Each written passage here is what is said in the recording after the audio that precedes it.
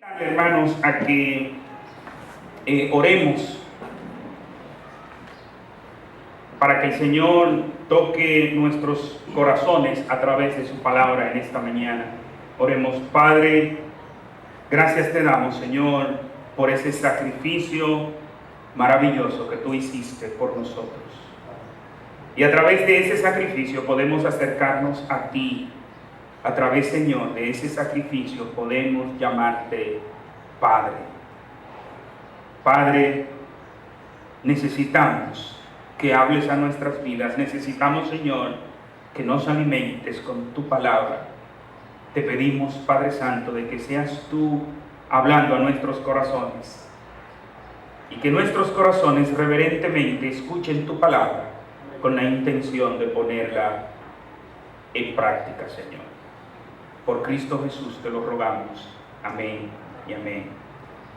Quiero invitarles, mis hermanos, a que abran sus Biblias en el Evangelio según Juan, en el capítulo 4, que es allí donde estamos en nuestro recorrido por el Nuevo Testamento. Estamos a la altura del capítulo 4 del Evangelio de Juan, y quiero invitarle a que mantengan sus Biblias abiertas en el capítulo 4 del Evangelio de Juan, que es donde estaremos predicando en el día de hoy. También nos visita el sobrino de Glenis, que está por acá con nosotros, Starling. Bienvenido también. Evangelio según Juan, capítulo 4, versículo 1 al 8, voy a leer de corrido. Dice: cuando pues el Señor entendió que los fariseos habían oído decir: Jesús hace y bautiza más discípulos que Juan, aunque Jesús no bautizaba sino sus discípulos, salió de Judea y se fue otra vez a Galilea, y le era necesario pasar por Samaria. Vino pues a una ciudad de Samaria llamada Sicar, junto a la heredad que Jacob dio a su hijo José, y estaba allí el pozo de Jacob. Entonces Jesús, cansado del camino, se sentó así junto al pozo. Era como la hora sexta. Vino una mujer de Samaria a sacar agua, y Jesús le dijo: dame de beber, pues sus discípulos habían ido a la ciudad a comprar de comer. Quiero preguntarles, ¿qué es lo más que usted está dispuesto a hacer para evitar ver a una persona? ¿Se atrevería usted? Yo escuché una historia en nuestro país de una persona que cuando alguien se mudó en el frente por el solo hecho de que era moreno, un poquito moreno, ligeramente moreno, estamos hablando de José Francisco Peña Gómez. Cuando él se enteró que José Francisco Peña Gómez se mudó al frente de su casa, él mandó a levantar su verja perimetral 1 metro más alto. Y no conforme, mandó a sembrar unos árboles altos también en el frente de su casa. Su familia estaba incómoda porque una casa hermosa había sido cercada como si fuera una fortaleza. Pero no solamente eso, una casa que era bien ventilada pasó a ser una casa calurosa simplemente porque una persona no quería ver el rostro de otra. ¿Qué estamos nosotros en la disposición de hacer para evitar vernos con una persona? Hay quienes cambian de acera y dejan de caminar por una acera. Hay otros que cambian de calle y dejan de caminar por una calle para no toparse algún día con una persona. Hay otros que cambian de ciudad o de barrio para no verse con alguien. Pero la pregunta es: ¿estaría usted en la disposición de caminar 40 kilómetros adicionales a su camino solo por el hecho de evadir verse con una persona? Y pensar en 40 kilómetros hoy en día, donde los vehículos pueden correr más de 200 kilómetros por hora, donde los vehículos son confortables y el viaje no se convierte en algo estropeante, en algo extenuante, en algo oneroso, sino en algo placentero, porque usted puede estar en un vehículo muy confortable. Usted pudiera decir, bueno, eso no es nada si le añadimos 40 kilómetros al camino, pero piense. Estamos hablando de una distancia de casi de aquí a Villa Altagracia, pero no en vehículo, a pie. Pero tampoco piense en nuestras calles pavimentadas, muy bien diseñadas para que sean cómodas, no solo para los vehículos, sino también para los transeúntes. Piense en caminos vecinales, caminos polvorientos, cuestas empinadas e incómodas. Todo esto era lo que hacían los judíos cuando iban de Judea a Galilea para evitar pasar por Samaria. Muchos judíos hacían eso, solo para evitar pasar por Samaria. Qué interesante, ¿no? Tanto solo por evitar ver a un samaritano. En este pasaje dice, cuando pues el Señor, y quiero leer en la Biblia de las Américas, que dice, por tanto, la Biblia de las Américas en este versículo 1 comienza diciendo, por tanto. Y este por tanto es para conectarnos con el capítulo 3, porque hoy en día nosotros tenemos la Biblia dividida en capítulos y versículos, pero la Biblia no era así en el original. Se dividió de esta manera para comodidad de citar luego.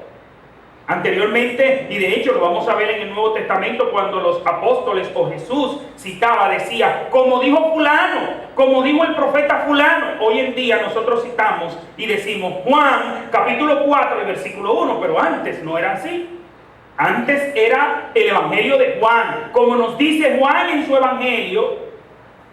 Entonces, esa conexión que hace la Biblia de las Américas y dice, por tanto, ustedes recuerdan, mis hermanos, en el último sermón que yo prediqué relacionado con este pasaje, de que los discípulos de Juan el Bautista habían tenido un debate con algunos judíos y luego se acercan donde Juan el Bautista y le dicen, aquel de quien tú hablaste ahora, fíjate que está bautizando más personas que tú y todo el mundo va a él.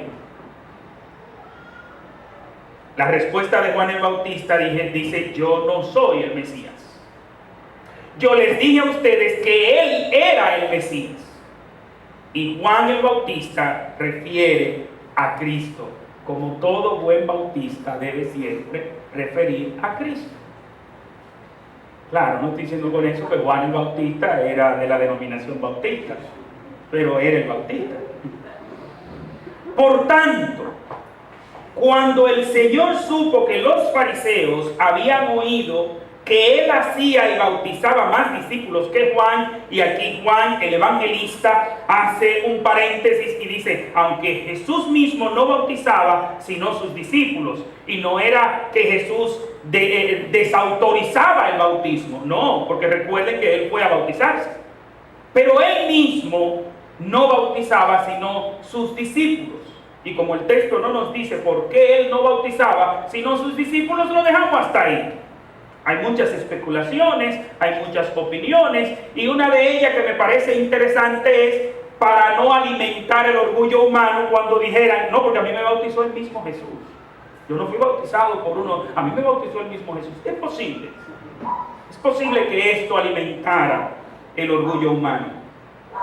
Pero nos dice que cuando el Señor supo que los fariseos habían oído, es decir, se habían enterado de que Jesús estaba haciendo más discípulos que Juan, y es interesante, no es que los fariseos, que los judíos estaban más interesados en que Jesús hiciera más discípulos que Juan, es simple y llanamente que cuando se enteran que el ministerio de Juan el Bautista va en decadencia, se alegran. ¿Por qué? Porque Juan el Bautista tenía un mensaje confrontador, un mensaje de pecado, un mensaje, que confrontaba el pecado. Ahora sí lo dije bien. Y vemos, mis hermanos, cómo hoy en día ese mensaje que confronta el pecado escasea.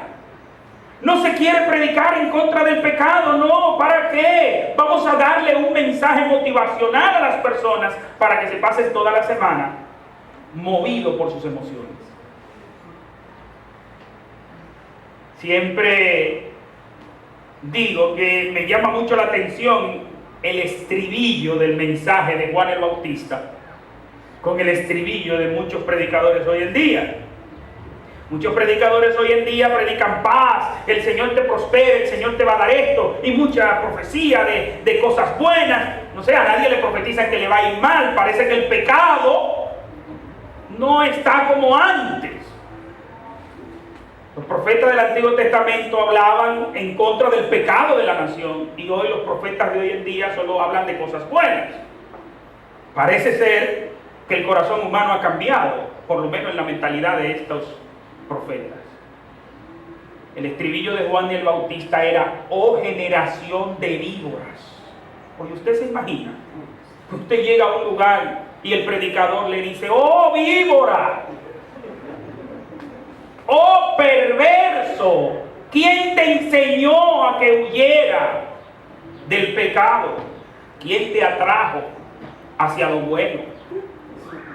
Pero hoy en día nos predicamos de esa manera. Entonces, imagínense ustedes cuando los judíos se enteran: bueno, Juan el Bautista está perdiendo seguidores. ¡Ah, qué bueno! Porque ese hombre insulta a la gente. Pero ¿qué sucede? Se enteran de que Jesús está ganando más seguidores, y de hecho las multitudes están dejando a Juan el Bautista para seguir a Jesús. Y es interesante, mis hermanos, que nos dice aquí que cuando el Señor supo, y claro está, estamos hablando en el sentido humano, porque el Señor todo lo sabe. Recuerden que cómo termina el capítulo 2, diciendo: y nadie tenía que enseñarle nada acerca de las personas, porque Él conocía el corazón de las gentes. Es el mismo Juan, el evangelista, que en el capítulo 2 dice que nadie tenía que decirle a Jesús cómo eran las personas, porque Él conocía bien el corazón de las personas.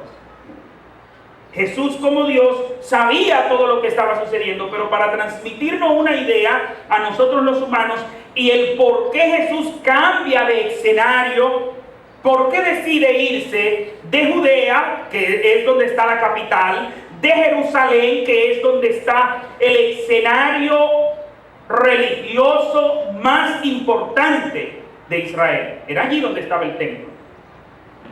Era allí donde Él se iba a dar a conocer de mejor manera. Recuerden que aún los hermanos de Jesús le dicen: ve a la fiesta para que te dé a conocer. La fiesta espiritual, por cierto, para que no vayamos a pensar que allí había un combo y algo por el estilo. Y dice: cuando el Señor supo que los fariseos habían oído que Él hacía y bautizaba más discípulos que Juan, salió de Judea y partió otra vez para Galilea. Porque dice: salió de Judea y partió otra vez para Galilea. Bueno, ustedes recuerdan que en el capítulo 2, precisamente, ¿cuál es el primer milagro que realiza Jesús? Es cuando Él convierte el agua en vino en las bodas de Caná de Galilea. Es decir, el primer milagro de Jesús no lo hizo en Judea, no lo hizo en Jerusalén, no lo hizo en el templo. ¿Dónde lo hace? En unas bodas, en un pueblo que se llama Caná, en Galilea. Y de hecho, vamos a ver que ahora, cuando Jesús cambia su escenario de trabajo, su escenario ministerial, va a invertir una gran cantidad de tiempo desarrollando su ministerio en Galilea. Y dice: salió de Judea y partió otra vez para Galilea. ¿Por qué Jesús, al enterarse que los judíos, que los fariseos saben de que Él hace y bautiza más discípulos que Juan,